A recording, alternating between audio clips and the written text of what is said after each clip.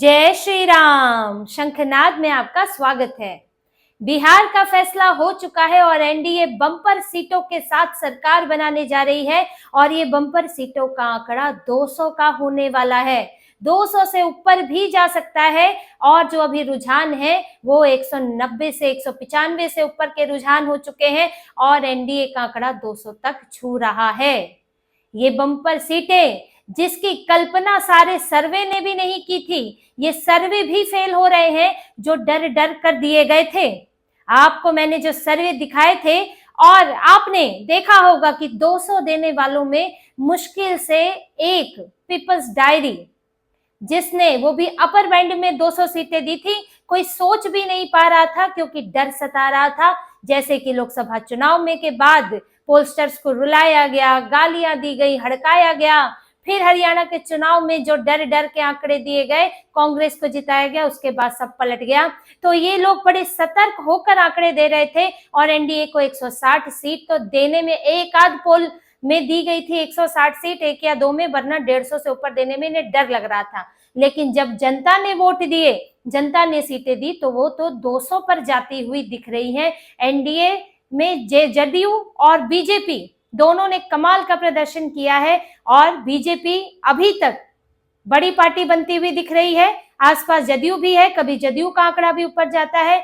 चुनाव आयोग के आंकड़ों की बात करें तो बीजेपी इस वक्त 84 पर है और जो जदयू है वो 76 पर है और आंकड़ा आगे पीछे जा रहा है। लेकिन अगर एनडीए की बात करें तो जबरदस्त परफॉर्मेंस है और जो सारे सर्वे महागठबंधन को 100 सीटें 90 सीटें दे रहे थे, वो अब जाकर 50 पर सिमट गई है और वहां भी इनकी सीटें खिसक ही रही हैं नीचे, क्योंकि ऐसी 11 से करीब 15 सीटें ऐसी हैं जिस पर आंकड़ा, इनकी जो बढ़त है वो 1000 से कम है और वो भी आगे चलकर ये अगर घट जाता है तो ये लोग 30 पर आकर सिमट जाएंगे। बहुत बुरी हार हुई, एक हार होती है, एक बुरी हार होती है, लेकिन तेजस्वी यादव की बहुत बुरी हार हुई है।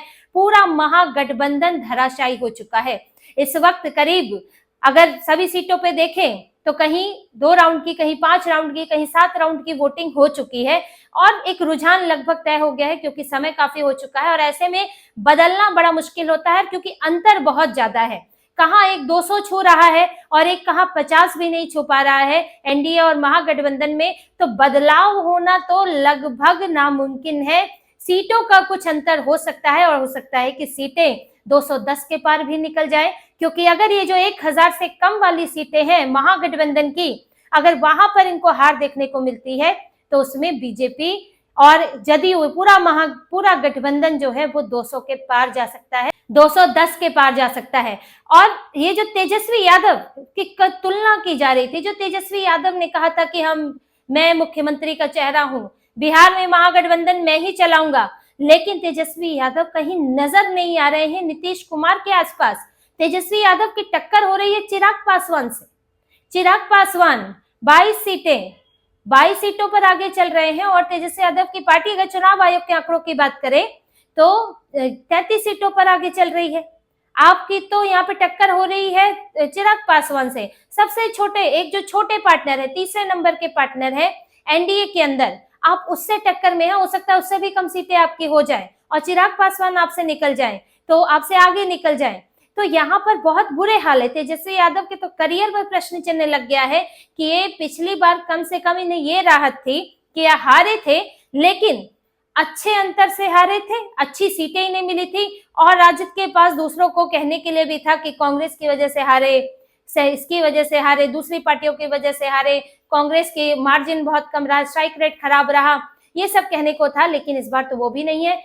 सबसे ज्यादा सीटों पर लड़ी राजद, 140 से ज्यादा सीटों पर लड़ी थी, लेकिन सबसे खराब स्ट्राइक रेट तो इन्हीं का ही लग रहा है। तो तेजस्वी यादव का चेहरा नकार दिया गया है। अगर इसको हम देखें तेजस्वी यादव के उससे, तो इस तेजस्वी यादव का चेहरा बिहार के लोगों ने नकार दिया है कि नहीं, ये मुख्यमंत्री के तौर पर नहीं चाहिए। यहाँ तक कि तेजस्वी यादव अपनी सीट राघोपुर से भी पीछे चल रहे हैं, इनके अपना गढ़ है और वहां पर 5 राउंड की वोटिंग हो चुकी है, 106 वोटों से अभी पीछे है। बीजेपी के सतीश कुमार आगे चल रहे हैं। ये चुनाव आयोग का आंकड़ा है, ये आगे बदल सकता है, लेकिन यहाँ पर भी इनकी ये स्थिति आई है कि किसी राउंड में तेजस्वी यादव पीछे हुए हैं और ये काफी देर से पीछे इस पर चल रहे हैं। और जो दूसरा बिहार के लोगों ने जिसे बिहार से बाहर किया है वो है राहुल गांधी। कांग्रेस ने बड़ा जोर लगाया था जीतने वाली सीटें लेंगे, जीतने वाली सीटें लेंगे 61 सीटों पर, और यहाँ तक कि गठबंधन में लड़ाई तक हो गई थी इनके। तो कांग्रेस कहां पर आके अटक रही है? 8 सीटों पर। पिछली बार फिर भी 19 पहुंच गई थी, इस बार 8-9 सीटों पर लटक रही है, और हो सकता है नतीजे आते आते ये 4 या 5 सीटें बन जाएं। तो सुपड़ा साफ हो चुका है।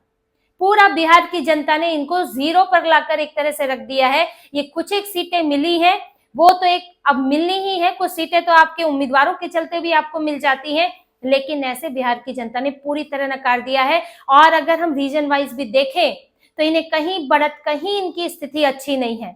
चंपारण में जहां 17 सीटों पर एनडीए आगे चल रही है, इनके पास सिर्फ 4 सीटें हैं। मिथिलांचल की सीटों में लगभग 45 सीटों पर एनडीए आगे चल रही है।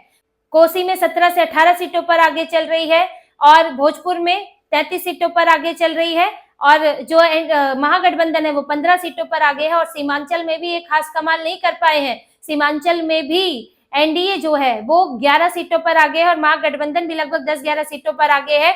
अभी आंकड़ा वहां पर भी बदल सकता है। तो इन्हें कहीं भी, इन्हें बिहार में ऐसा नहीं कि किसी इलाके में इन्हें स्वीकार किया गया हो, बिल्कुल बहुत हालत खराब है तेजस्वी यादव की, पूरी तरह नकारे जा चुके हैं। और अब तो ये बहानेबाजी भले ही शुरू कर दे, हो सकता है कि कभी अभी जब नतीजे बिल्कुल और स्पष्ट हो जाएंगे तब ये लोग फिर ईवीएम कहना शुरू कर दें, एसआईआर कहना शुरू कर दें, और वोटिंग में गड़बड़ी हुई है, चुनाव आयोग ने ऐसा किया है, हमको तो पूरा था कि हमें ही वोट पड़ रहा है। जैसे कि हरियाणा में हंगामा किया, हरियाणा में इन्होंने हारे, अपनी गलतियों से हारे, लेकिन इल्जाम लगाया ईवीएम पर।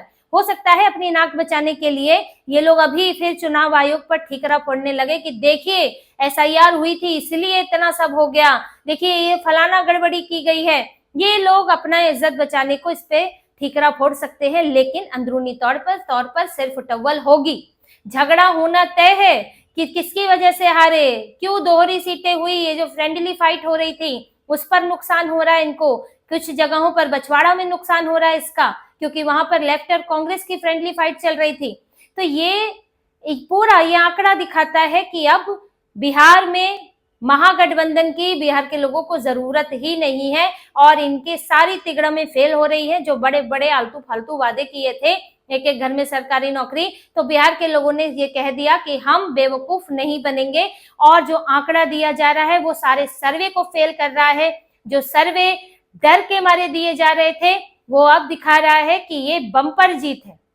ये 160 की 150 की जीत नहीं है, ये 200 पार की जीत होने वाली है, और एक बहुत मजबूत सरकार इस वक्त बिहार में मिलने वाली है। बिल्कुल साफ है कि बिहार की जनता क्या चाहती है, और पीएम मोदी, अमित शाह, नीतीश कुमार, इनकी सरकार को बिहार की जनता ने इन पर मोहर लगा दी है।